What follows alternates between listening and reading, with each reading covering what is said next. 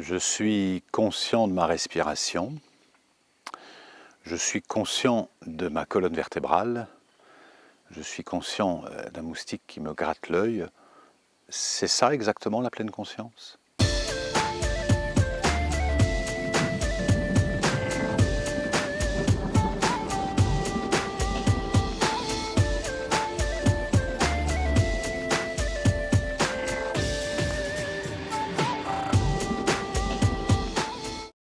Bonjour et bienvenue au Moulin de Beaupré, bienvenue aux Chroniques du Moulin. J'ai toujours plaisir à vous accompagner aujourd'hui pour parler de la pleine conscience. C'est un mot une expression dont on entend beaucoup parler aujourd'hui. Qu'est-ce que ça veut dire d'être pleinement conscient? Il y a quelques semaines de ça, un directeur de formation d'une plateforme téléphonique me contacte en me disant « Monsieur Rioux, est-ce que vous organisez toujours des séminaires et des ateliers sur la pleine conscience ?» Je dis oui, oui, toujours, bien sûr. Qu'est-ce que votre projet? Notre projet, c'est sur une plateforme téléphonique dédiée où les salariés sont quand même un peu sous stress. Est-ce que vous pourriez les prendre? On a envisagé, on a eu une bonne idée avec les RH, c'est de faire un atelier pleine conscience le midi, de midi 15 à midi 40. Comme ça leur permet, à la pause déjeuner, de souffler un peu, quoi. Donc, est-ce que vous pourriez animer ces ateliers? Il y aurait 100 personnes à peu près pendant 45 minutes pour faire de la pleine conscience. Et c'est un peu curieux quand même du projet, donc je leur demande, mais qu'est-ce que vous appelez la pleine conscience? C'est ce que vous faites, apprendre à respirer, etc. Et là, je réalisais un peu l'étendue de l'incompréhension de ces mondes qui parfois se rencontrent, le monde de l'entreprise qui cherche à faire toujours plus, toujours mieux, avec toujours moins de moyens, et le monde de la spiritualité qui nous amène à nous libérer de l'enjeu, qui nous amène à être dans l'instant présent, et qui nous amène à faire l'expérience de la plénitude. Et bien souvent, trop malins sont les entrepreneurs, les entreprises qui veulent justement utiliser des outils issus de la sagesse, issus de la spiritualité, la méditation, la pleine conscience, qu'on va repackager différemment. On ne va pas appeler ça la pleine conscience, on va appeler ça le mindfulness, ce qui veut dire pleine conscience. Donc pour pouvoir serrer un petit peu plus les boulons des hommes et des femmes qui travaillent dans ces entreprises. Et j'ai eu cette réponse, cette phrase, ce n'est pas signe de bonne santé que de savoir s'adapter à une société malade. Et s'il s'agit, et c'est la réponse que j'ai faite à l'entreprise, s'il s'agit d'amener vos collaborateurs pendant 45 minutes à apprendre à respirer, à se regarder le nombril pour retourner après dans un environnement toxique sans prendre conscience qu'il est toxique, pour moi, c'est pas ça la pleine conscience.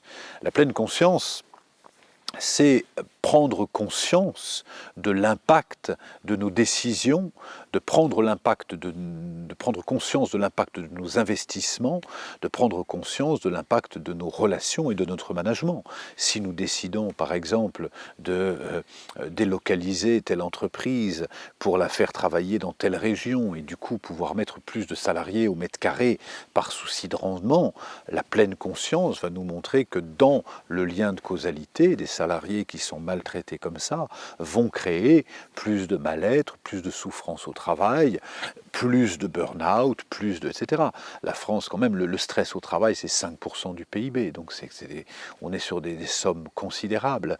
Et la pleine conscience, ça serait justement de pouvoir se détendre, respirer profondément et pouvoir établir le lien entre les investissements, les décisions managériales, la qualité des relations salariales et de se dire est-ce que ces décisions, est-ce que cette posture me convient? Si oui, alors je continue, sachant que chaque cause produit un effet, chaque effet produit une cause. Et ça, c'est une façon pragmatique et moderne d'intégrer des valeurs spirituelles et des lois spirituelles dans l'entreprise. Oui, puisque chaque effet produit une cause, plus je vais être attentif et soigner mes collaborateurs, plus ils vont me le rendre. Donc c'est vraiment, la pleine conscience, c'est ça. Et comment on accède à la pleine conscience? En se libérant justement de l'illusion, en se libérant des projections, en se libérant des peurs. Donc oui, bien sûr, souvent les exercices de pleine conscience commencent par un scan corporel, c'est-à-dire de se tenir droit et puis d'être conscient, de mettre la conscience un peu ailleurs que dans la tête, pour mettre de la conscience dans les deux autres intelligences que l'intelligence cérébrale, à savoir l'intelligence du cœur. Est-ce que mon cœur est ouvert ou fermé, et prendre conscience que c'est ma responsabilité de l'ouvrir, et mettre de la conscience dans le corps qui agit comme une antenne. Et puis petit à petit, je mets de la conscience dans mon corps physique, puis petit à petit, je mets de la conscience dans mon cœur, et puis petit à petit, je mets de la conscience sur mon intention. Quelle est mon intention en venant ici aujourd'hui? Quelle est mon intention en produisant cette vidéo aujourd'hui? Quelle est mon intention en m'adressant de cette façon-là à mon collaborateur?